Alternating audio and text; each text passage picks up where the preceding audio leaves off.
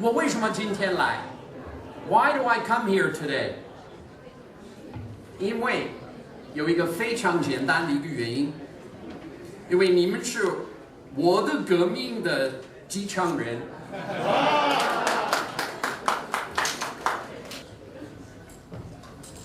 The students here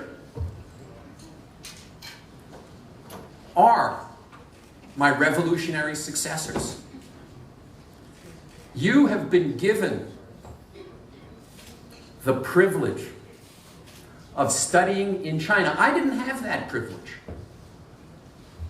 When I graduated, I had 3 years of Chinese at Harvard College. And I went to Hong Kong, and I stood on the border of Shenzhen, and I looked across the border because then Americans couldn't go to China. So I didn't have that privilege. You had that privilege. You had that privilege of studying Chinese. I still remember, so I went from Hong Kong and I moved to Taipei.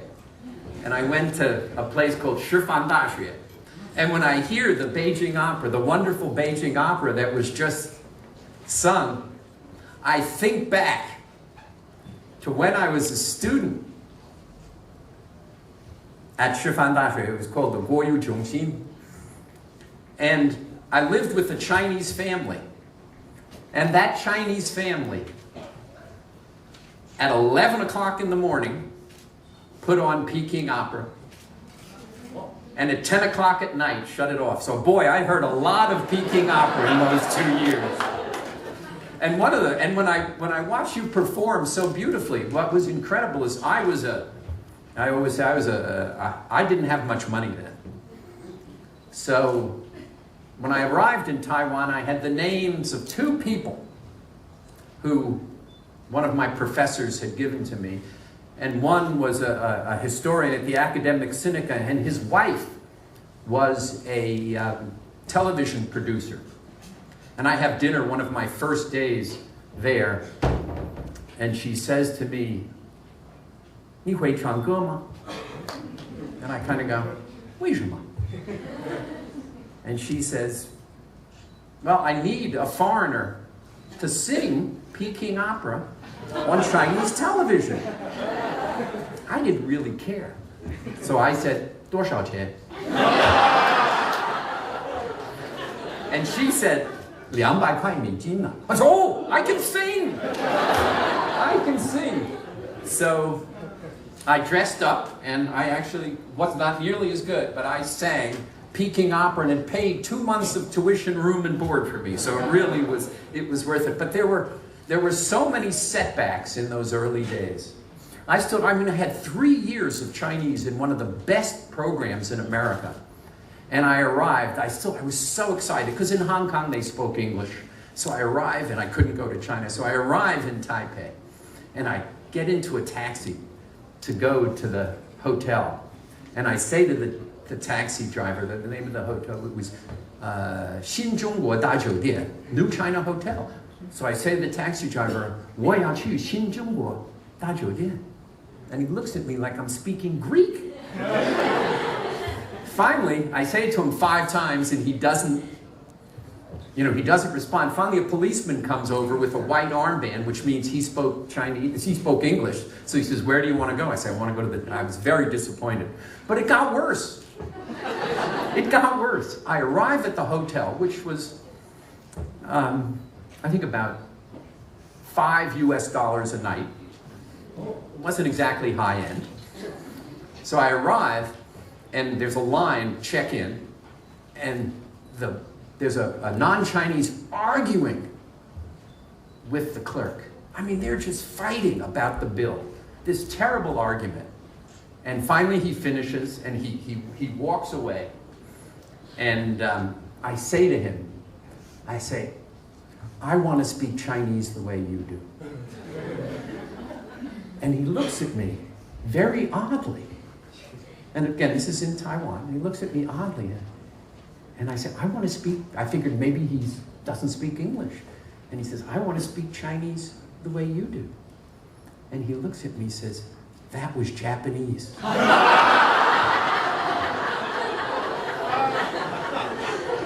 There was a lot of Japanese spoken in Taiwan then. So I said, oh, well, I'm going to get in the taxi and go home. But I persevered, and as a result, it's been 44 years of joy and a sense of obligation. I think, as we heard, as the counselor said, you know, I worked in the State Department and helped establish diplomatic relations with China. And when I left the State Department, I moved to Beijing on October 19th, 1979. And I will never, ever forget that day, because those of you who've been in Beijing know the traffic. Well, when I arrived, now it was midnight. You had to fly from New York to Tokyo to Shanghai to Beijing. And when I arrived, they literally, it was a Boeing 707, and they dropped the bags from the hull. So they literally put them down, you picked them up, your Jedi Danwei was there, and they picked it up with you and you went. And I got in a car and I rode to the Beijing hotel where I was to live for the next 2 years. And I did not pass one car on the road. Bicycles, ox carts, but no cars. And can you imagine the difference today? You'd still be in a traffic jam at midnight from the Beijing airport. Now, of course, it's gone through 3 incarnations since then. But it was so extraordinary. Why I consider myself so fortunate to have witnessed these 44 years of change is not only were there no cars on the road, but I went to places where there was no water, running water, no indoor plumbing, no electricity. These places today have skyscrapers. The people eat better. They're better educated. And I always think I'm so fortunate to have been able to watch that. And I always look at the things that go on in China, and I see it in that historical context. The context of the enormous change that we have been able to see over these years, and that you have been able to participate in because of the work that my generation did. Our vice chairman is Henry Kissinger, and there is not a month that goes by that I don't thank him for having the strategic vision to open up that relationship when I was still in college. Today is an extraordinary day to be talking to you, because what I started off talking about, which is we have had an election. And that election is going to lead to some changes in U.S. policy towards China.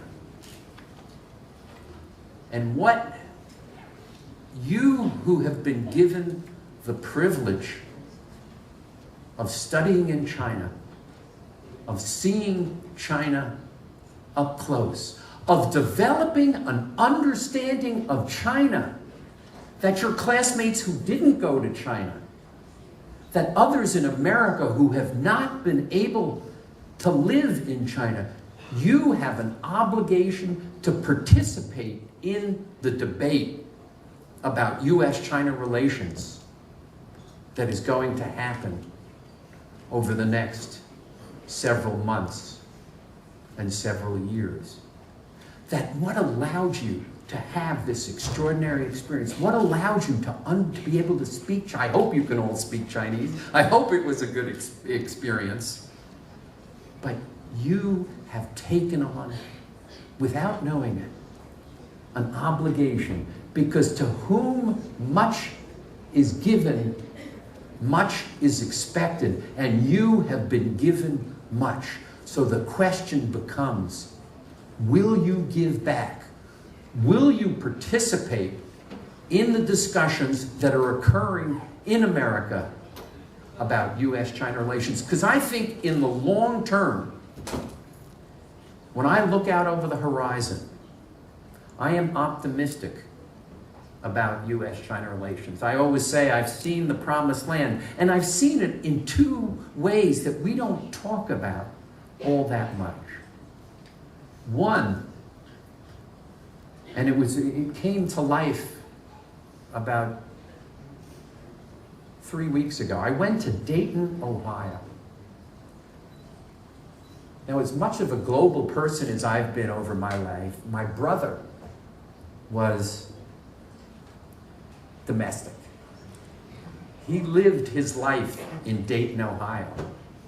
And I saw through his eyes how major U.S. corporations closed their facilities in Dayton.